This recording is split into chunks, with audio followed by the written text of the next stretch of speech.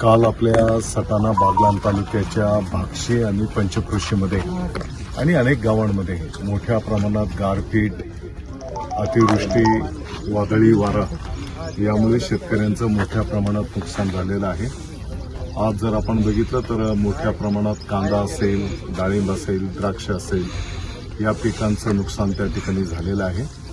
पंचनामे करण्याची सूचना केलेली आहे आणि सर्व अधिकारी या क्षणाला फील्डवर आहेत. मला वाटतं की अशा प्राप्त परिस्थितीमध्ये हा संपूर्ण अहवाल माननीय मुख्यमंत्री महोदयांच्या, माननीय उपमुख्यमंत्री महोदयांकडे आम्ही सुपूर्द करू आणि लवकरात लवकर या नुकसानग्रस्त शेतकऱ्यांना त्या ठिकाणी मदत मिळाली पाहिजे अशा प्रकारची मागणी उद्याच कॅबिनेटमध्ये त्या ठिकाणी केली जाईल.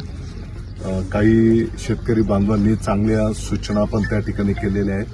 उदाहरणार्थ द्राक्षाच्या संदर्भामध्ये जे काही प्लॅस्टिक आच्छादन आहे त्याचं क्षेत्राचा निकष काढला पाहिजे आणि एक महत्त्वाची सूचना शेतकऱ्यांनी केलेली आहे की ऑनलाईन जे पीक नोंदणी करायची आहे ते सर्व्हर पीक पाहणी, तर ते सर्व्हर ते स्वीकारत नाही आणि म्हणून फिजिकली जी पीक आज अस्तित्वात आहे त्याचं ती पीक नोंदणी केली पाहिजे अशी एक मागणी आहे.